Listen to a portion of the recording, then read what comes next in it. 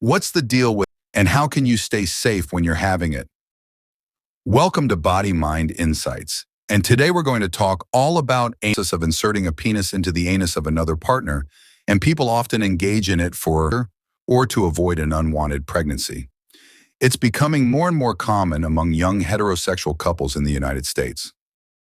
It's estimated that about 37% of men and 30% of women have engaged in, and when compiling much research together, it's estimated that about 10% of women regularly engage in anal intercourse.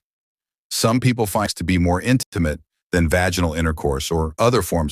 Some enjoy the variety or novelty of, others find joy or excitement in doing something that's more taboo or forbidden. Some people enjoy the control or domination they perceive during anal intercourse, while others enjoy the pain and pleasure sensation that they feel with. Lastly, some people do it as a part of their relationship with their partner.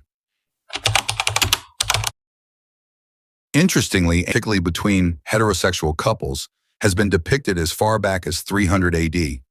These depictions were specifically seen on Peruvian pots. In the 16th and 19th centuries, it was seen in Chinese hand scrolls and prints, and later in French lithography and photography in the 19th and 20th centuries. So it's been happening for a long time. Yes, when done correctly and safely, it can be very safe. But what are the things you need to know to have safe? First and foremost, you want to make sure you and your partner are on the same page. This requires communicating with them, and sometimes it's not always just verbal communication. You want to pick up on their body language and cues to understand if they want to participate in this or if they feel a little forced. Also, the anal canal does not produce its own lubrication, so you need a lot of lubricant.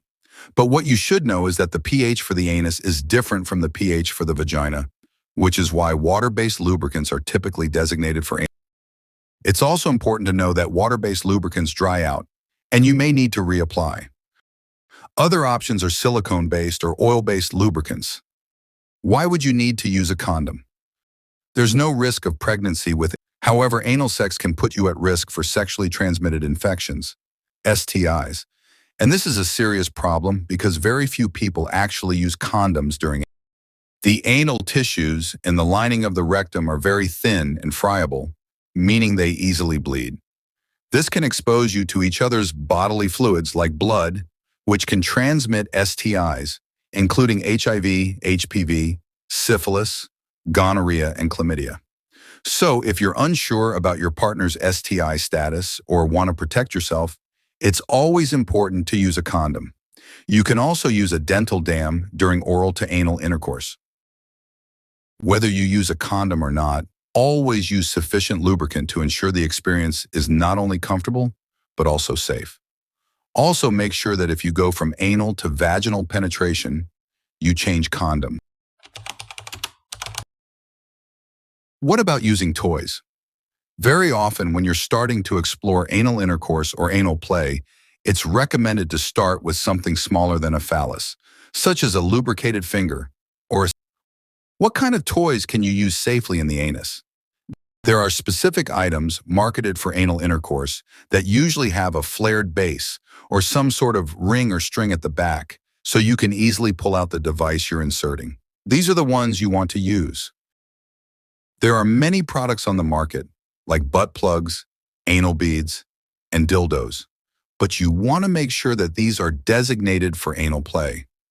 You definitely don't want to use something that might be used for vaginal play that doesn't have a flared base because, unfortunately, these things can get lost in the rectum, and you don't want to spend your fun, kinky, sexy night in the ER because you lost it.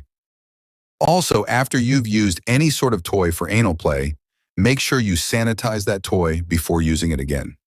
If you're ever experiencing pain during, it's really important to stop, especially if you're having significant bleeding or pain that isn't going away.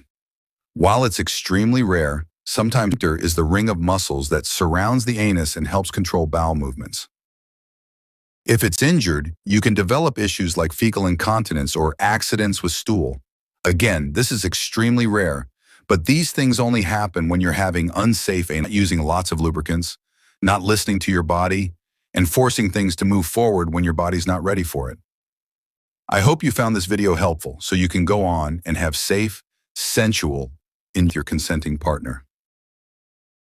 Please stay safe and stay healthy. As always, take care of yourself because you're worth it.